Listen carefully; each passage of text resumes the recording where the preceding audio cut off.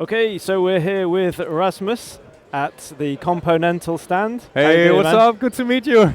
Good to meet you too, man. What have you brought to Bristronica this year? We brought freedom in a box. Okay. We brought Dubby, which you see here. Mm-hmm.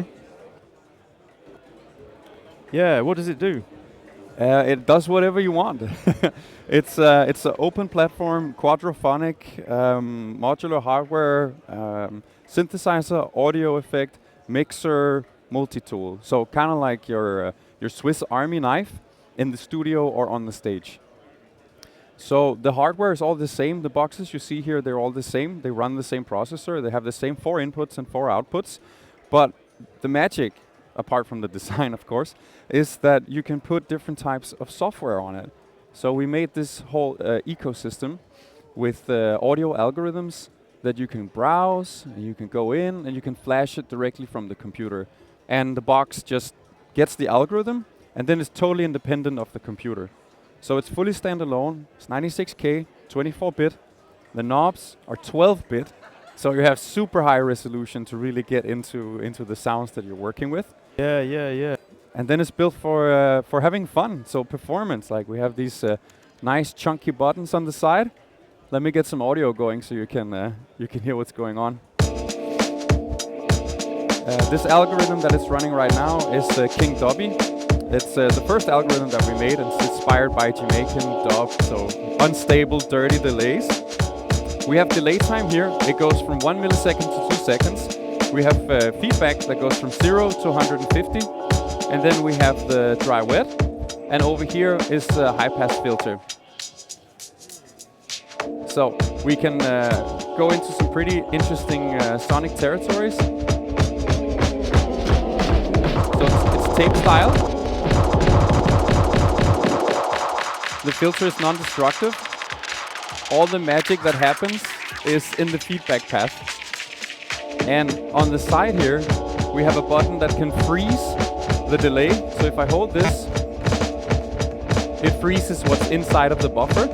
And then I can scrub through the buffer and move into granular mode. Oh, and then lovely. use the joystick to really find the sweet spots. And I can still use the filter like this. And then let's just bring it back.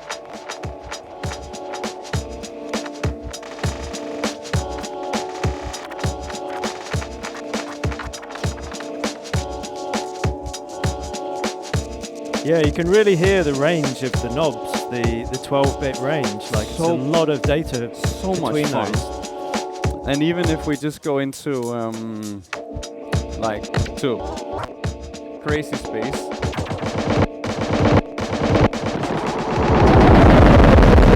Like we get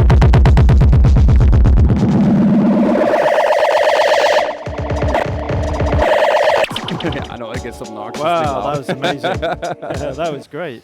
And there's an XY controller as well there, the joystick, right? Yeah.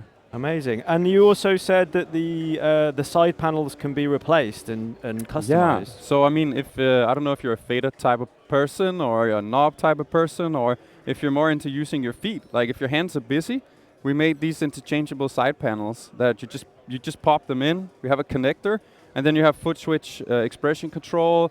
We're working on CV integration as well. And how does that connect to the main board? Like You just there's pins and holes, and you just connect them. Oh, amazing! That's and then really good. I want to show you this one too, which is really cool.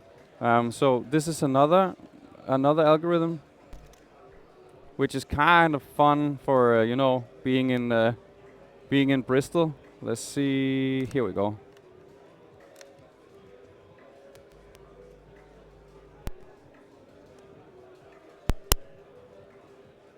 Right. So let's get this kicking.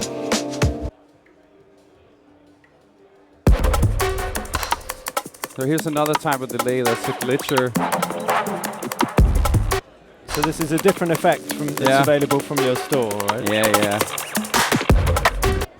Wow, that sounds good.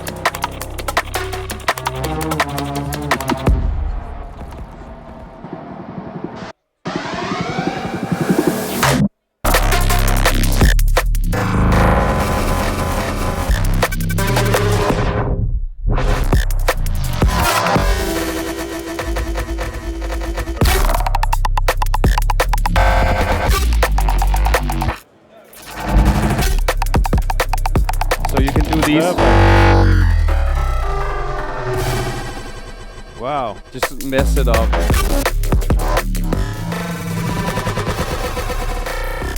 Yeah. That's brilliant. What's that effect called? It's the delay fucker. Right. Yeah. I should have guessed. That was the name. Yeah. And then the final thing, I want to show you the refined version of our interface, which is over here. So we have a performance page here where you can see everything you've mapped. You can do macros. It's very much inspired by the macro like effect racks you can do in Ableton Live. So you can take any parameter which is in your patch, and you can map it out to these controls, and you can see what you've got going on here. And we make it really easy for people to get into it. So there's the performance page, the LFO page, and right now the LEDs are showing what the LFO is doing. And it's really easy to map things. You just go in here and you say, oh, I want to have the delay time parameter mapped. Let's go into it, select the control, and let's map it to the joystick. Why not? Boop, that's it. And we can go in, you see it's mapped to JSY, the y-axis of the joystick. And then we can go in and set minimum value, maximum value, and even the curvature. So linear, logarithmic, exponential, or sigmoid. And I'm super excited about that feature. Yeah, it's great to be able to map things to what you want to map them to. Often you're quite limited with gear, aren't you, to a fixed selection of modulations, but that's really cool, man. Yeah, and it's the same thing on the audio page. You just select what inputs and outputs you want. So let's route input 1 and to output 2 as a pass-through, and then let's put the effect on output 3 and 4. And I mean, you can even go crazy and do effects on all of them if you wanted to. So just, easy prototyping things, easy to set it up in the way you want, easy to try out stuff. And so just talking about your store again, so you have if people buy this hardware, they get access to a number of effects. Do they? Yeah. What sort of things, if they buy it, do they get access to? Yeah, so the thing is you actually buy the hardware, and then the majority of our algorithms are just up there for free. And you can take them and you can hack away on them. Cool. And the majority try to make as much of them open, so you can go in and edit and tweak and build from them. And then there will be some premium algorithms that you can buy for sustainability of the company. Cool. Yeah, that's important as well, isn't it? Great. So, where do people get it? How much is it going to cost? They can get it in 2 weeks on Kickstarter, where we're online for the world, to get into the Dubby community, and we're really excited to hear what people want to do with it. And it's going to be around 550 euros, depending on how early you get in on the campaign. And yeah, I don't know if I can show you the last thing, just how the store works. Sure, yeah. Okay, cool. So, say for example, okay, you like the delay fucker, right? So let's just put the delay fucker on this one. So I go into preferences, I go into firmware, like this, and it says, hey, are you sure you want to flash it? I'm like, yeah, sure, I am. Then we go into the store, and it's already connected now because I've connected it before, and I can press install.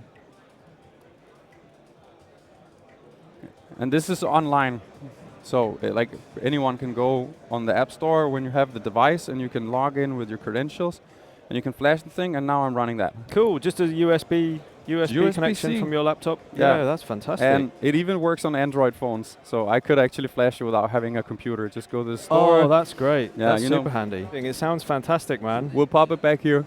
I'm so glad that it worked outside with DivKit. It just flashed from the phone, no problems, not brilliant. at all. So, okay. Yeah. Great. Well, thank you very much for showing us, Erasmus. Really appreciate it. Yeah. And thank you so much. And we really want to hear from people who are interested in it. So we want to keep developing cool algorithms and grow the community. So yeah, get in touch if you're interested in C++ or Max Gen programming. Great. Thanks, man. Yeah, thank you.